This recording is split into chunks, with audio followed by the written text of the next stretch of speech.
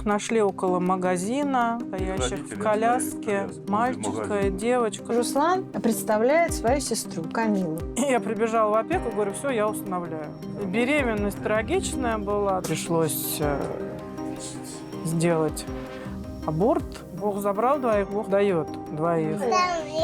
Пока они здесь, мы сейчас узнаем всю правду. Абсолютно здоровый ребенок. И мама ее оставила дома одну. 3 дня не было мамы дома. Очень боялась людей, очень боялась всех манипуляций. Всех воспринимаем как своих родных. Друзья, всем привет! Вы на неравнодушном канале. Сегодня, как и обещала, я продолжаю рассказывать историю приемной семьи Гавриловых. Первую часть вы можете посмотреть, нажав на ссылку справа сверху. Итак, первые дети семьи Гавриловых – Камила и Руслан. Представляете, биологическая мать оставила их у магазина в коляске и ушла навсегда. До сих пор неизвестна точная дата рождения этих детей. И еще один ребенок – Арина. Она появилась в семье 1,5 года назад. Биологическая мама 2-летнюю Арину оставляла на 3 дня без воды и еды. В свидетельстве о рождении в графе «Отец» записан неизвестный мужчина. Как сейчас живут эти дети и как с ними справляются Светлана и Игорь, я расскажу прямо сейчас. Подписывайтесь на мой канал, ставьте лайк. И не забывайте, что именно ваша активность помогает развиваться моему каналу. Расскажите мне про детей. Что известно было? Их нашли около магазина, стоящих в коляске. Мальчика и девочку, да, в одной коляске. Девочка в коляске была, мальчик рядом стоял в коляске. Ну вот. Их нашли, привезли в больницу, в Климовскую, в отделение, естественно, которое закрытое, куда никого не пускают. И в это время у обоих было двустороннее воспаление легких. Сколько по времени они там были, никто не знает, так как это был где-то октябрь, ноябрь, уже холодно было. И очень долгое время они находились с пневмонией там. А потом началось их хождение по больницам, потому что какое-то время они в одной больнице, потом в другой, потом в третьей, чтобы ждать место, путевку. В какой-то больнице они встретили вас. Да. Свет, Игорь, вот откуда у вас пришла эта идея взять ребенка? Вроде бы у вас у каждого по ребенку. Дети были, ну, вроде бы жили. Но нет. Еще с детства я думала и знала, что у меня должна быть большая семья, где должно быть много-много-много детей. И задавала вопрос мужу. Но желания особого не было. А муж что отвечал, Игорь? Что вы говорили тогда ей? Давай подождем. Я как-то на это... 2 года я лазила по интернету, все узнавала про все эти вопросы. Ну, так ни на чем ушли, да, от этого разговора. И попал племянник в больницу. И в соседней палате лежали 2 отказника, 2 найденыша. А как вы узнали, что там рядом в палате лежат отказники? Ну, Вы как... говорите про Камилу и Руслана. Да, Камила и Руслан. Как узнала? Ну, мамы, которые давно лежат с детьми, сказали, что там есть такие детки. Вот сначала их выпускали, к ним пускали, сейчас закрыли в этой комнатке. И чтобы не психику детей не травмировать, никого туда не пускают. Угу. Ну, пару раз я туда прорвалась. Так. На 3-й пошла в опеку. Сказала, хочу их забрать. У меня до этого были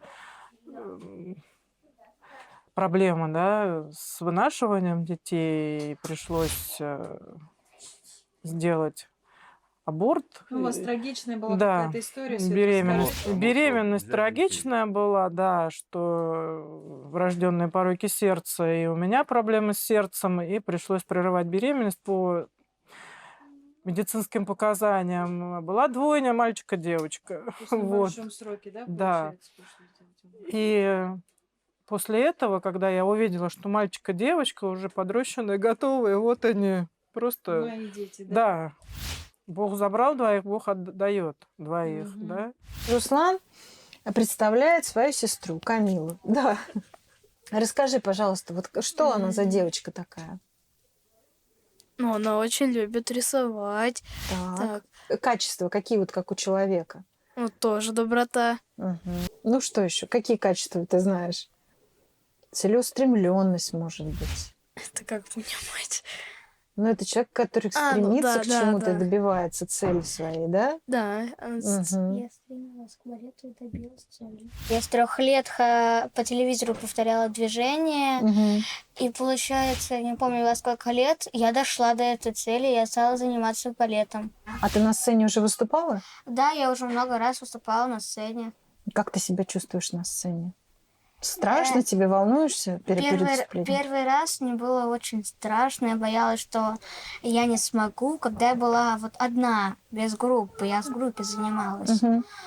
А когда уже постепенно начала второй раз, третий раз, то я не боялась, мне было все хорошо. И Руслан меня поддерживал, говорил, что все получится, и мама, то, что не бойся. Главное, чтобы ты не ошибилась. Если ошибешься, все равно никто не заметит. там еще мама говорила, чтобы она смотрела в одну точку и не обращала внимания на зрителей. Мгм.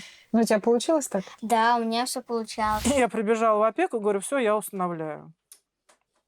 Потому что другого я не знала, что есть какие-то еще какие-то формы усыновления, да, там приемная семья, опека. На тот момент я знала только, что надо усыновить. Я прибежала в опеку, сказала, что я готова это сделать. И на что мне наша опека предложила, зачем вы будете усыновлять, тем более дети без родителей, потеряете много льгот и детям, и себе, и выплаты, и помощь какая-то. Давайте попробуем. Тогда был на пике как раз организация приемных семей. Вот они рассказали, что есть такая система. Для этого надо пройти школу приемных родителей. Я говорю, а как же дети все это время будут? Где? Мне дали временную опеку. И я вместе, да, пошли навстречу, потому что места в детском доме, соответственно, были очень сложно найти, да, и все дети много времени проводили в больницах из-за того, что, ну, нет мест, было очень много детей. И, соответственно, если я забираю их, места, путевки отдаются другим детям тут же. На них уже были путевки в наш детский дом Подольский. И мне с удовольствием их отдали под временную опеку. Но единственное, что мне сказали, если вы забираете, то забирайте их быстрее, потому что путевки выдали, нам бы другим детям их отдать. Я говорю, а как я их заберу? У меня ничего нет. У нас же дети выросли. Ни кроваток, ни колясок, ни одежды. А я работала в частном садике, у меня был садик свой. И я родителям рассказываю, да, вот хочу взять. И у меня есть на это 2 дня. У меня есть суббота, воскресенье, в понедельник приходит опека, во вторник я должна привезти детей. Вот у меня такие короткие сроки. И мои родители, вот верите, в субботу завалили нас всем, чем можно. Кровати, коляски, посуда, игрушки. Я все воскресенье пыталась это разобрать, привести в порядок, потому что в 9 утра в понедельник мне сказали, что приедет опека смотреть условия, куда вы будете забирать детей. И у вас уже все было в понедельник? В понедельник в 9 утра ровно звонок в дверь, у меня все было поставлено, вся комната была оборудована полностью. Полностью у обоих кровать. Мы отдали свою большую комнату им. Мир не без добрых людей. Да, собрали с миру по нитке. А во вторник я привезла детей. Привезла детей, муж был на работе. Ну, естественно, они тоже были все такие, ну, запуганные, да. Ну, ребенка вырывают из обстановки, в которой он привык. Камиле было 10 месяцев, а Руслану год и 11. Но, опять же, это все у нас абстрактно, так как возраст поставлен по рентгену костей детей. У них нет ни дня рождения, когда они родились на самом деле, ни возраста точного. Все примерно как положено, по медицинским показаниям сделали. Поэтому приехали домой, начала кормить. Руслан, видно, как старший все-таки в семье, как положено. Он Да, он ее кормил. Он не ел сам, пока не, вот он не разговаривал. Он понимал 2 языка. Он понимал узбекский язык, понимал русский язык. Он понимал, но не говорил. Не говорил ни так, ни так. Но и русский понимал прекрасно. Двуязычный был. Адаптация тяжелая была? Вообще никакой. Они Вот сразу верите, прям- они вот как родные пришли и остались, и не было ни адаптации ни у них, ни у нас. Ребят, что для вас значит семья? Вот что вам для вас значит жить в семье с братьями и сестрами, с мамой, с папой? Подумайте. Семья? Ну, семья это дорогое. А чем они тебе дороги? Ну, они с детства за нами ухаживают. Ой, о нас заботятся, покупают нам какие-то вещи. Ну, а как вы думаете, вот вообще все дело в вещах, только в покупках или в чем-то еще? В любви. Да. Вы ее чувствуете? Ты ее чувствуешь вообще материнскую, отцовскую любовь? Камил, Все её чувствуют. да? Они о нас заботятся. Да. Они кормят нас. Мгм. Они с нами играют. Они нас поддерживают. Вот, например, если я поеду на балет выступать, то со мной и Руслан едет, и Алена, и Арина, и мама, и папа, чтобы меня поддержать, чтобы я не боялась. Здорово. А у меня вот на рукопашном бою был только папа со мной ездил Ну, на бои. хорошо. Он тоже меня поддерживал. Мгм. Вообще, это здорово, когда рядом много братьев и сестер. Да. Да, есть с кем поиграть и поделиться чем-нибудь. А то если ты была, например, я была бы одна, то я бы ни с кем не поиграла там, Мгм. не подралась. Что тоже важно, да? Все? Руслан, есть что добавить? Ну, или когда, например, тебе страшно, ты можешь не просто в точку смотреть, а прям на них. Родители. Да. И когда на них смотришь, тогда не страшно? Нет. Не доставляли никаких вообще, вот все говорят, что... Подарочные дети. Да, единственное, что вот, ну, многие очень даже с нами не очень всегда общались, да, когда Почему? знали, что азиаты, зачем вам надо. Ну, есть неужели у люди, людей такое да, есть такое отношение, предвзятое, да? предвзятое к этому. Но потом, кстати, очень даже хорошо общались, сейчас общаются все. Поняли, что они наши вот по жизни, и ребенок в той семье, где вырос, то так и будет. Конечно, трудности у всех бывают, и с образованием, и с восприятием, потому что и отставание в развитии, и мы тоже их забирали, нам ставили вторую группу здоровья обоим детям. А сейчас, ну, с возрастом начались проблемы у Руслана с умственным развитием, но мы догнали, мы молодцы, мы подтянули его настолько, что он в 5 класс идет общеобразовательной школы и уходит из этой школы отлично. Я так понимаю, Руслан и Камила учатся на отлично. Да, оба учатся на отлично. Ну, есть, конечно, нежелание, там какие-то провалы, но это не без этого. Мы же не можем как роботы все жить, да? Нет, учатся хорошо, и учиться нравится, в школу с удовольствием ходят. Ребят, скажите, вот что нужно сделать, чтобы ваши родители, например, рассмеялись? Вот что вы должны сделать, чтобы рассмешить их? Что-то смешное сказать. А вообще их можно рассмешить? Да, их можно рассмешить. Мы вот недавно с Аленой смеялись и с мамой смеялись. Смешно было. О, а я помню один момент, то, что когда папа уехал, а мы тогда вчера, ну, сейчас, ну, не в этот день, а, ну, как сказать, ну, вчера.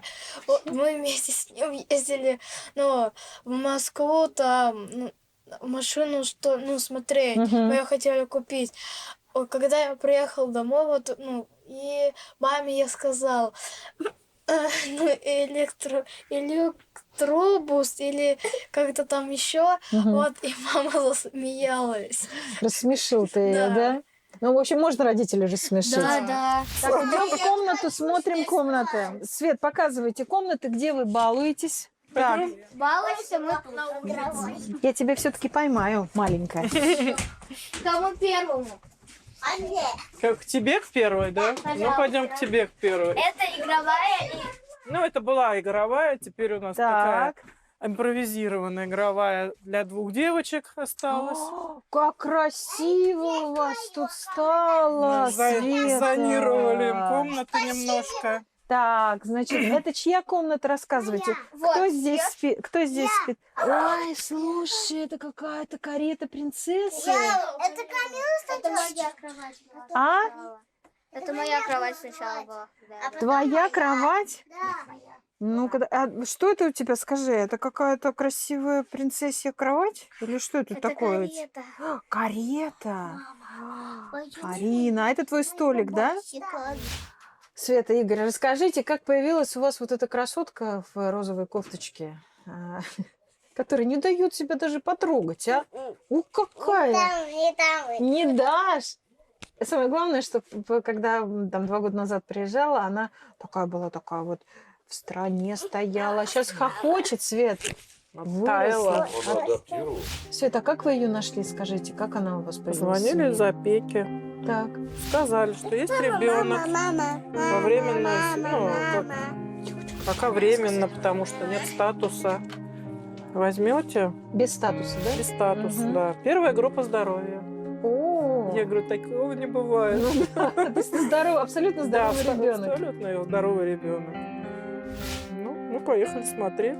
Посмотрели, сказали, что да, берем. И она была недружелюбно на нас настроена. Вот так, да? Да, она Боялась. боялась всех. Мужчин она вообще просто очень долго боялась, плакала. Очень боялась людей. Очень боялась всех манипуляций, мыться, есть. Это у нас вообще отдельная песня была с А ней. что-то известно было о ее семье? Было известно Которую то, что забрали? мама имеет 4 детей. Это 4-й ребенок. Всех их изъяли, потому что семья неблагополучная. 3 взрослых, старших, вернее, будем так говорить, не взрослых, а старших детей жили с бабушкой. Мгм. Она жила с мамой. И мама ее оставила дома одну. И ушла. Ушла в магазин. На И 3 3 дня? 3 дня не было мамы дома. Так, а ребенок? Соседи позвонили в опеку, в милицию. А как она питалась? А что она ела? Ну, ела, по всей видимости, судя по тому, как она вела себя дома, ела то, что есть на закуску у взрослых. Да, у мамы. Только сухую пищу. Ни каши она не видела. Молоко, правда, вот молоко пила, потому что единственное, что она говорила, коа. Коа. Мы поняли, что это молоко. Угу. Каши, супы, какие-то блюда. Для нее это было вообще стресс большой, что здесь это надо есть. Угу. Увидев чипсы, там кто-то в гости приехал, привез чипсы, и она прям тряслась над этими чипсами. Ну, по всей видимости, все это... А вот так вот со стола прибежать, что-то взять, там, это вот ее вот образ питания был, по всей Мгм. видимости. Знать-то мы не знаем всего этого. То есть 3 дня, представляете, ребенок без еды и без воды. Да. А без братьев, то есть она вообще одна была Од- дома? ну, мы поняли, что одна. У бабушки была. Они у Они бабушки. были у бабушки. То есть она была просто закрыта в Она с мамой квартире. была, жила. Мама Мгм. куда-то ушла, якобы попросила какую-то подружку посмотреть, подружка тоже ушла. Мгм. Ну, семья неблагополучная, понятно, что и подружки, и друзья там точно Ну, она такие же. суп до сих пор с войной ест. Мгм. До сих пор горячую пищу мы с трудом воспринимаем. Про Арину. Скажи, Про Галин, как ты Арину. в садик ходишь, как тебе нравится? Так. Мне нравится. А она в садик ходит, что ли? Ты правда ходишь в садик? Завтра пойдет. Так, я-то думала, ты дома сидишь еще маленькая, а ты, оказывается, уже взрослая. Но тебе нравится в садике? Нравится, да? Хорошее воспитание? Я еще поеду. Да, а тебе интереснее в садике или дома со своими братьями и сестрами? Я с папой осталась. С папой, Дома. с папой интересно, да? Я дома осталась. Осталась с папой дома. И с мамой. И с мамой. Я так понимаю, у вас же была такая очень сложная история по лишению родительских прав мамы. И да, вы 1,5 пережили, вы бились просто за ребенка. 1,5 года мы по судам бегали. А в чем была сложность? Расскажите, Сложность в чём? том, что маму с первого раза не лишили, а только ограничили в правах. На полгода, за полгода дали исправиться. Мгм. И мама за эти полгода нам нашла папу таджика. Пап.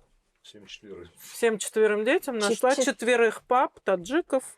И вписала их в И документ. вписала их в Ну, они документы, сейчас да. являются ранее Они папами. сейчас до сих пор У нее являются папа как Талибжон, да? Талибжон, да. Вот. Она Пап- теперь Талибжоновна. Была Федоровна, стала Талибжоновна, да. Ну не похожа ты, Арина, ты Лебжоновна. Совсем не похоже, да. Такая Во-первых, голубоглазая блондинка. не похоже. Во-вторых, естественно, кровь совершенно славянская, понятно. И вы, получается, не могли лишить родительских прав, потому что... Потому что мы не могли найти папу. Мы и в розыск подавали, и писали, и куда мы только не обращались, и в прокуратуру, и везде разводили руками. Говорит, ну, он законопослушный гражданин России на данный момент. Класс. Ничего не нарушает, его нечем привлечь. Ага. Потом мы стали выходить уже на лишение. Свет, получается, Игорь, получается, в любой момент Талибжон мог прийти к вам домой, постучаться и сказать... Нет, так он не Нет, смог бы. он Он мог должен был через опеку. в опеку пойти, Он сказать, должен что был- я папа, Да, документ. документ показать, что он папа, предоставить место работы, жилье, и все, и ребенок Да. пошел бы жить к папе. Если опека приходит, что вот, да, действительно человек работает, есть жилье, Все условия может ребенка соблюдены. обеспечивать, ну, нормальную жизнь, Мгм. то, да. То есть в любой мы момент обязаны его были отдать. Да, так как Мгм. мы являлись временным. вы являлись временной опекуном. Да, временная Но опека. мне кажется, что вот как я вижу, вы как-то к ней с первого дня прикипели очень. Уж я не знаю, вот то ли вы вообще похожи очень. На самом деле, Она на наверное, вас похожа. мы ко всем прикипаем, ко всем, всех воспринимаем как своих родных. Свои родные еще и обижаются. Что так их не любили, как этих любят. А сколько у вас своих кровных? У меня ребенок, и у Игоря ребенок. Игоря ребёнок? Они уже взрослые. Да, ему уже по 26, да? Ну, 26 Мгм. уже. 26 лет. да. Сейчас в году 27. И чем Да. закончилась история с Ариной? 1,5 года мы переживали, 1,5 года мы ездили. Ну и суд последней инстанции, это областной суд, Мгм. вынес решение, что лишить родительских прав пап, назначить им алименты всем. Мгм. На И это вот куда? по лету решили, в апреле 20 лет. В апреле месяце А. мы наконец-то смогли ее оформить в приемную семью. Приемной семьи. То есть она под опекой. Да. Мгм. Наконец-то у ребенка появился Ничего. статус, Мгм. и она теперь наша. Ну, а те трое детей тоже под опекой. Да. Их тоже... Их тоже Да, изъяли. сначала взяли вроде как Сначала родных, родственники взяли, но они не родственники, но не справились. справились, потому что дети сложные. Ага. Ну, соответственно, воспитание социальное было, присутствуют до сих пор проблемы большие Мгм. с понятиями нормальной жизни. Мгм. Родственники, братья, сестры, мама не справились, и дети попали в приемные семьи, у которых есть опыт Мгм. работы с такими с детьми, воспитание таких детей. Какие трудности были в воспитании Арины? Вот расскажите, во-первых, какие изменения за это время произошли с ней? Она совсем стала такой домашний ребенок, обычный, как все вот наши детки. Ну, а была? Вот какой вы ее взяли? А была? Свет, есть же, вот вы же Ну, помните? была затравленная, была испуганная, была Мама. мыться не любила, безумно, воды То, что не боялась. Кто и мыть будет? Ну, Воды потому что- боялась, еды боялась, людей боялась. Сейчас совершенно спокойно, даже вы видите все изменения. Ну да, на когда лицо. мы приходили, она пряталась. Там Сколько сейчас отсутствие. тебе уже лет? Сколько? Сколько, Свет? 3, скажи мне. 3 годика. Тебе 3 года? Да, скажи, большая стала. Ну, как она влилась в семью? Вообще, как отношения с братьями и сестрами? С братьями и сестрами быстро, потому что, по всей видимости, дети с детьми Они быстрее сначала с ней как сходятся, скуку да? играли. Как с куклой? Да, все Да. за ней делали, за нее. Все за Они нее. сейчас. Ребят, скажите, какие у вас есть традиции в семье? Камила, рассказывай. Традиция. Да. На Новый год мы все время собираемся вместе. За Это, столом. это очень хорошо. Только на Новый год, Камила, или каждый день? На Новый год. Кто у вас, Камила, давай, вот чем мама занимается, чем папа занимается? Рассказывай. Пока они здесь, мы сейчас узнаем всю правду о них. Мама не отходит от кухни. Наверное, ест все время. Нет? Мама готовит, а потом стирает, потом она гладит, потом она развешивает, Ага. а вечером садится, а ночью ест. Традиция мамина. Мамина традиция, мы его узнали. А папа, похоже, вообще ничего не делает. Нет, Сидит папа- на диване. Нет, папа в телефоне все время. может быть. Вот. А ещё Все, вот вся правда. А еще папа таксист. Ну, хорошо. у нас в школу возят. Ага. Таксистом работаю. Работает таксистом, да? В школу, а еще куда тебя возят? На балет. Так, ну ты представляешь, так бы ты не могла бы балет посещать, если б папа тебя не возил. Удобно, когда папа раз сел в машину и поехал. Правильно? Папа у нас из руля не вылезает. А еще папа все время в туалет с телефоном ходит. Ну, Такое впечатление, что папа больше ничего дома не делает, да, Камил? а что еще делает? Ну как? У тебя ломается что-то. Ты к кому идешь? К папе, иногда к тебе. А мама куда посылает? К папе. А папа к тебе. Папа делает все по дому, мужскую работу, так ведь? Прибивает. Курятник кто строил? Папа, Олег и Петя, и дядя Леша. Так, Сарай кто строил? Папа, Олег. вот. Вот видишь, у тебя Оказывается, папа... папа-то не только с телефоном лежит, правда? Машину кто ремонтирует? Папа. Ну Папа. О, вот. Ну вот. Это А папа. тут решили папу как-то ущемить. Почему папа это иногда тоже готовит? Ну вот. Очень хочется.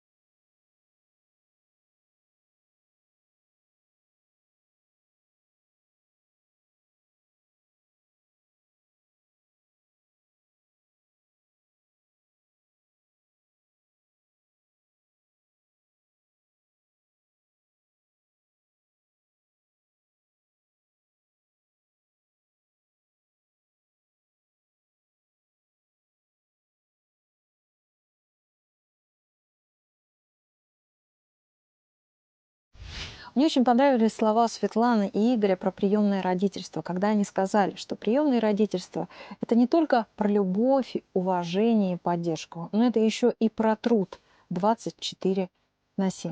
Друзья, если вам понравилась эта история и вы захотите помочь этой семье, то я оставлю реквизиты карты Светланы. Им всегда требуется помощь. Спасибо большое, что досмотрели, друзья, до конца. Подписывайтесь на мой канал. Оставайтесь такими же неравнодушными и продолжайте делать добро.